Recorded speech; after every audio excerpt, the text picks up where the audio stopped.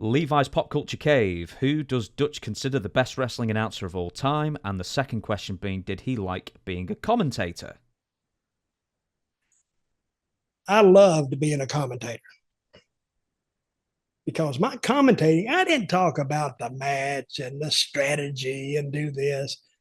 You ever hear Bobby Heenan's commentary? He'd talk about everything under the sun, and he'd always go back to the guy. But every match is not going to be a banger. So to get the people to stay tuned, you got to give them something to listen to that's entertaining. It's like sitting down in a restaurant and these two people beside you, and you're with somebody that's boring anyway, and they don't talk that much. So you get to listening to them.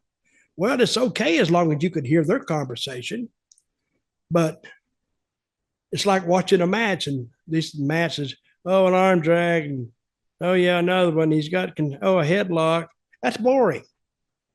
But if Bobby Heenan was talking about his neighbor and his barking ass dog at 5 o'clock in the morning, how he's going to go back home and he's going to beat the crap out of him. Now that's interesting because you don't hear that. And then when the guy would hit a big move, Bobby would come back to that. Then he'd go back to his. Bobby Heenan was probably the greatest commentator color that I've ever heard. Cornette's another one. If he's Cornette, he just talks about stuff that interests him, but he talks about it in such a way that you just have to listen to him. I tried to brand myself in the same vein because you can still hear me. I'm still on, when you go to YouTube, it goes Smoky Mountain Wrestling, and it was me and the announcer there, and I did it for like almost 2 years. I did it every week, and finally I had to go back to work, so I had to go to Puerto Rico again. So make a living. They were both color commentators. As far as the lead commentator, the lead commentator, I'm gonna say two right off the bat, and I almost lean. I can't really pick the top one, but you got to say Jim Ross, because Jim Ross, when he gets excited, which he doesn't. I mean, he picks his spots where he picks his commentary up, and he gets excited, but he does it at the right time. And I used to love to listen to him because he brought you right in on top of it. That's what good announcers do. It's what good writers do. Good writers bring you right into the situation they're describing. So it's almost like you're there with them. And the next one I'm going to say is Lance Russell. Lance Russell, he did the old, I was watching UK wrestling, I guess, what they call that? Colloquially, World of Sport. Okay, World of Sport. They had an announcer there, one, and he would call it, but he let each move breathe. So you could watch it, and he'd describe what's going on in the background, and then he'd space it out, and then you got that. Now, who was outside the ring, if he had a valet, and then he would describe this guy and this guy, but he let the viewer have time to absorb what had happened. Lance was the same way. He wouldn't have. See, WWE announcers are like that now, but they're selling something.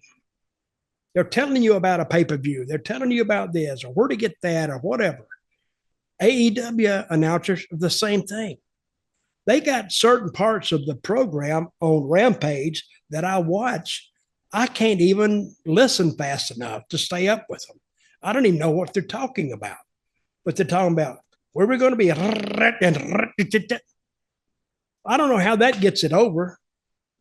Did he say Philadelphia or did he say Altoona? And then you got to ask or play the tape back to know what he said, because I don't think they can put the closed captioning up fast enough. So the beauty of wrestling is like, you ever watch baseball Very briefly, I have a couple of times. Okay, well, baseball is a slow game. Slow game. Cricket's a slow game too, right? Oh yeah, tediously slow. Yeah. Okay. So the announcers have to be good because all of a sudden you're just going to show this game on TV with nobody talking. You don't even know who it is. So they got to entertain you. I don't know how good they are, but I'm assuming they got to be pretty damn good to get people to listen to them, to hold them between pitches, I guess. I never understood cricket. I don't got it. Matt's going for days. I don't get it. How can they do that? You're asking someone who really doesn't like cricket. I can't quite explain it either. They do Well, have one day cricket, but that only lasts just one whole day. I don't get that. The only time I was ever around cricket when I was in Trinidad, and there's a country you never hear anything about, but those people in Trinidad, they party every day, all day.